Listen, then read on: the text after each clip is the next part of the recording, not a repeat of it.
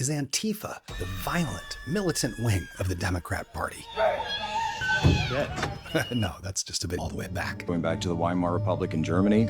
Anti-Fascism goes all the way back to ancient Rome, the inspiration for fascism. The empire who invented the fasces, its icon of power, wooden rods, leather straps. If you wanted to be conspiratorial, you could say that they represent the 5 masks that form the fascist identity. Mask number 1, the statist, who pledges complete loyalty to the emperor. For the emperor and the state became political leaders. It was precisely because their soldiers had sworn allegiance to their masters, not laws or principles. Mask number 3, the theocrat, who as the state also becomes the prophet of its religion.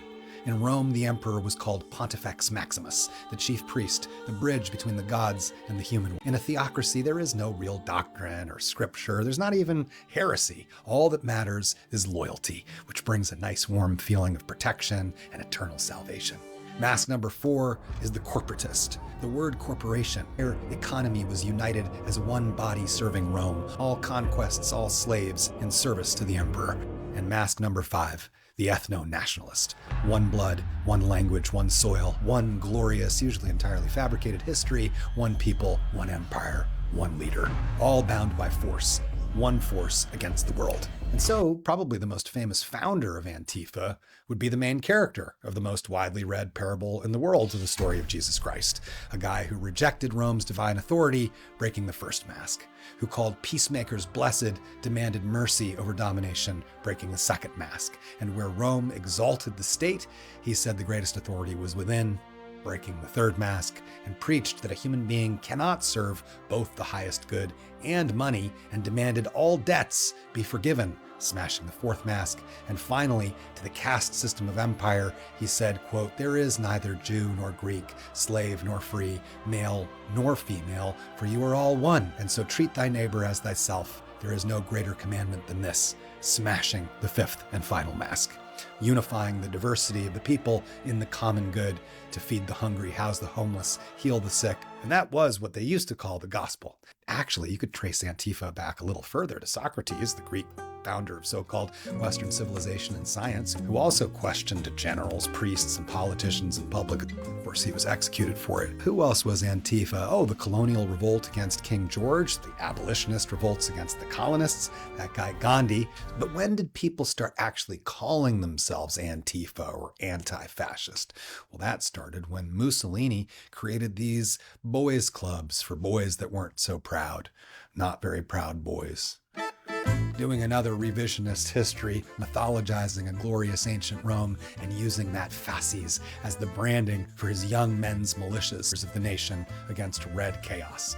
Winning support from industrialists and landowners who want nothing more than to see a broad coalition of working people crushed by any means necessary. So Germans, seeing this, immediately started using that same word to describe similar nationalist groups rising in their midst. Late 1920s, Hitler's Nazi Party was now known across Europe as German fascism. And that's where Antifa Action sprung up, founded in 1932 to defend working people and minorities against Nazi violence. Of course, they were immediately declared a terrorist organization. Its members were imprisoned and executed by Hitler's regime. And what happened next was only 86 years ago. The German fascists invaded Poland, and its fascist allies, Italy and Japan and many others, went to war against the anti-fascists. Britain, France, the Soviet Union, the United States, and China, and many others. By the end of that horrific war, 3% of the population of planet Earth were killed, mostly civilians. It was the worst violence in recorded history and was the ultimate failure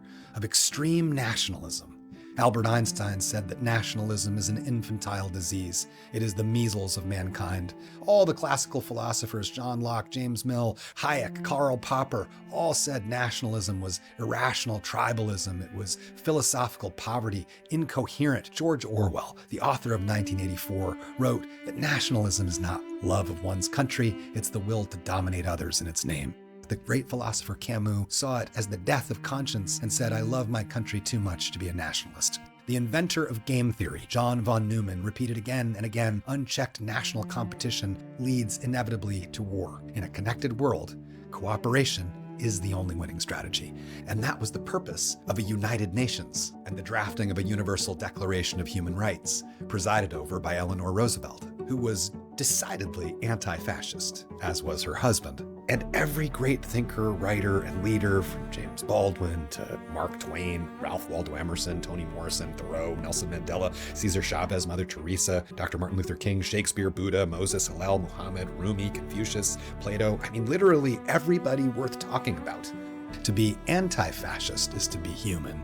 It has no political leader because its state is within. It is to be conscious and individual, connected to the world as one family, alive and free.